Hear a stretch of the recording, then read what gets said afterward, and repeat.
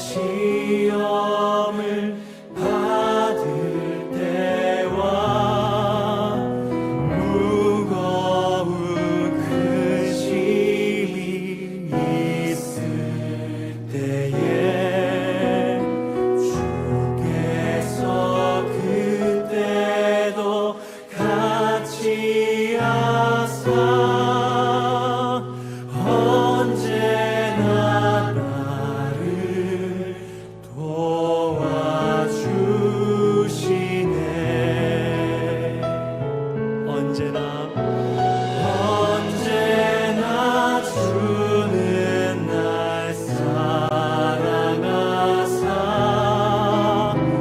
언제나 새 생명 주시나니 영광의 그날에 이르도록 언제나 주만 바라봅니다.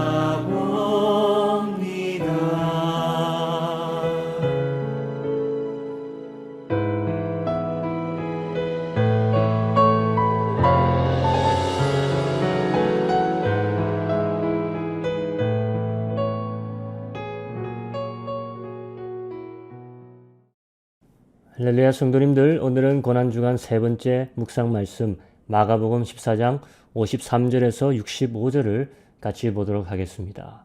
53절에서 65절까지 저희가 예수를 끌고 대제사장에게로 가니 대제사장들과 장로들과 서기관들이 다 모이더라. 베드로가 예수를 멀찍이 쫓아 대제사장의 집 들안까지 들어가서 하석들과 함께 앉아 불을 쬐더라. 대제사장들과 온 공회가 예수를 죽이려고 그를 칠 증거를 찾되 얻지 못하니 이는 예수를 쳐서 거짓 증거하는 자가 많으나 그 증거가 서로 합하지 못함이라. 어떤 사람들이 일어나 예수를 쳐서 거짓 증거하여 가로되 우리가 그의 말을 들으니 손으로 지은 이 성전을 내가 헐고 손으로 짓지 아니한다는 성전을 사흘에 지으리라 하더라 하되 오히려 그 증거도 서로 합하지 않더라. 대제사장의 가운데 일어서서 예수에게 물어 가로되 너는 아무 대답도 없느냐? 이 사람들의 너를 치는 증거가 어떠하냐 하되 잠잠하고 아무 대답도 아니하시거늘 대제사장이 다시 물어 가로되 네가 찬송받을 자의 아들 그리스도냐? 예수께서 이르시되 내가 그니라. 인자가 권능자의 우편에 앉은 것과 하늘 구름을 타고 오는 것을 너희가 보리라 하시니 대제사장이 자기 옷을 찢으며 가로되 우리가 어찌 그 증인을 요구하리요? 그 참남한 말을 너희가 들었도다. 너희는 어떻게 생각하느냐 하니 저희가 다 예수를 사형에 해당한 자로 정죄하고 혹은 그에게 침을 뱉으며 그의 얼굴을 가리우고 주먹으로 치며 가로되 선지자 노릇을 하라 하고 하숙들은 손바닥으로 치더라. 아멘. 오늘 말씀은 유대인의 지도자들에게 불법적인 재판을 당하시는 예수님의 모습을 마가가 보여주고 있습니다. 사복음서를 종합해서 보면 예수님은 그 하루에 총 6번의 재판을 받으셨습니다. 처음 3번은 유대인들에게서, 나중 3번은 이방인들에게서 받으셨습니다. 당시 대제사장이 장인 되던 사람 안나스의 주관 아래 첫 재판을 받습니다. 두 번째는 대제사장이었던 가이파스에게였습니다. 그러니까 장인과 사위가 덩달아 차례로 재판을 그 밤에 열고 예수님을 둘 다 유죄라고 선고한 것이었습니다. 그리고 새벽녘에 산헤드린 공회를 열어 다시 한번 예수님을 재판에 붙이고 그때는 공식적으로 사형죄를 선고한 케이스입니다. 예수님을 죄인으로 낙인 찍힐 어떠한 증거도 없었고 이 밤에 재판이 열리는 것 자체가 자신들의 법에 의하면 불법이었습니다. 증인들도 서로 다른 말을 하고 있었고 성전을 모욕했다 하더라도 그것은 죽일 만한 이유가 되지 않았습니다. 그래서 다급해진 대제사장은 유도신문을 합니다. 네가 정말로 그리스도냐? 하나님의 아들이냐? 하지만 이것마저도 자신들의 산헤드린 법에 의하면 재판관으로서 치리하는 자가 고발당한 자에게 신문할 권리가 없었습니다.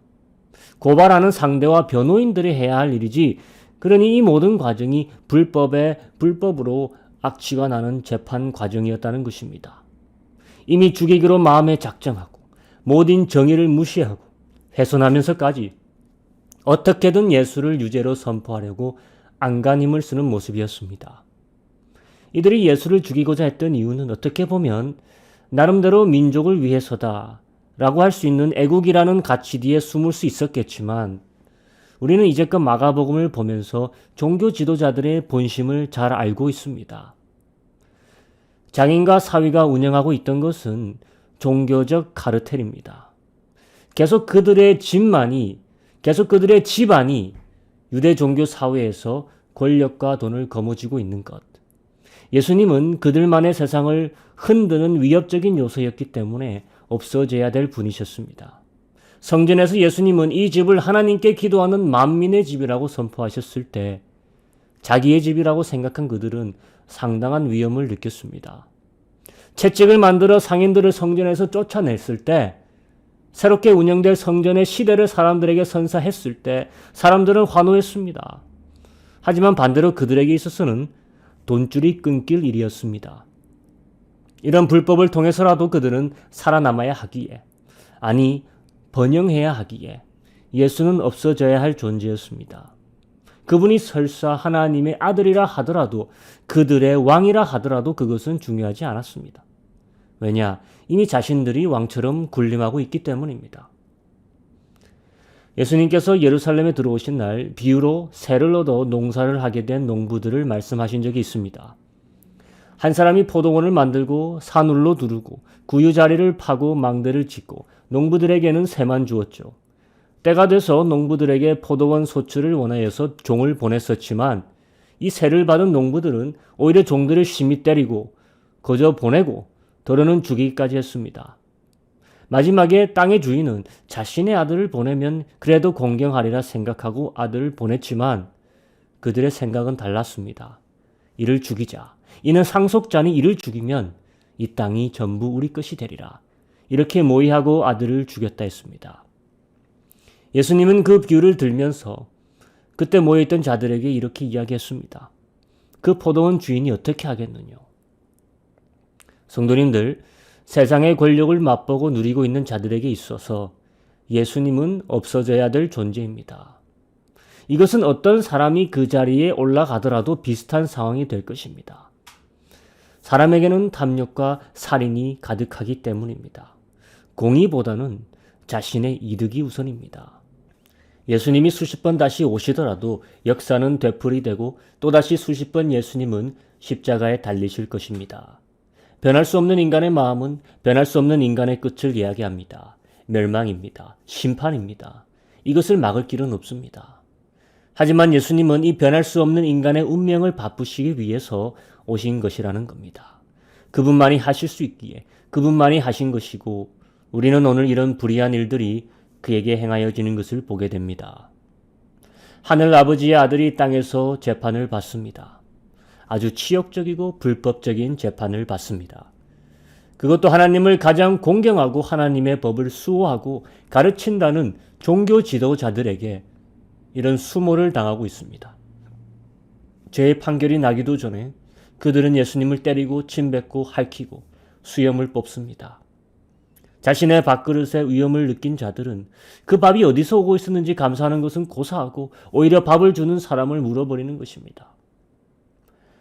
대제사장은 자기 옷을 찢으며 거룩한 척을 합니다.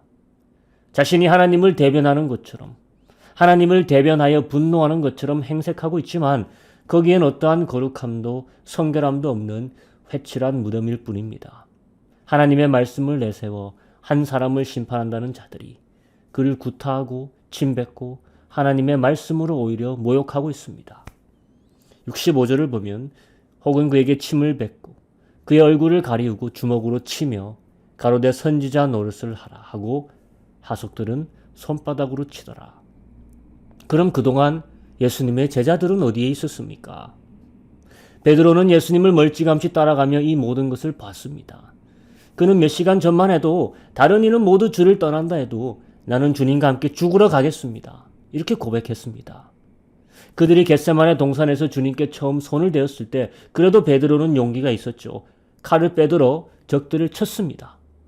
하지만 주님이 나무라시고 됐다 하시니까 모두가 도망갔습니다.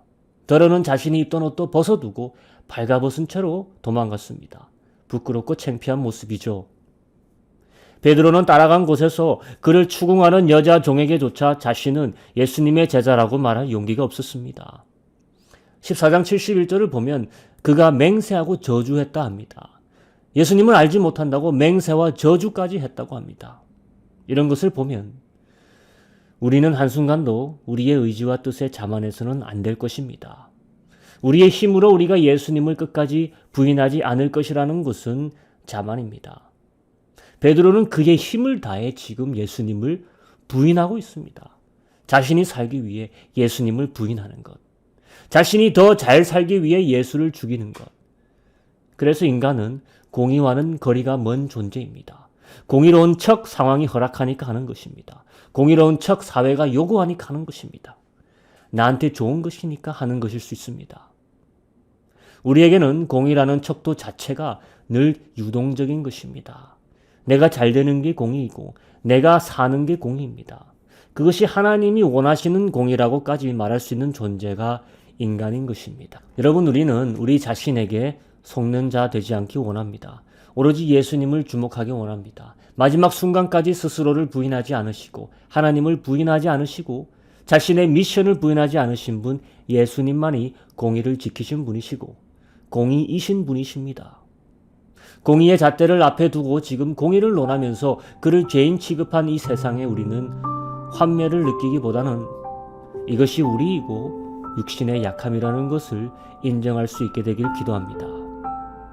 우리 기도할 때 모든 불의를 참아내신 공의의 예수님을 바라보며 내 의지로 공의를 이루겠다는 생각을 버리고 모든 공의는 예수에게만 있다는 사실에 감사하면서 우리는 그를 따르고 그를 늘 배우기를 기도하겠습니다.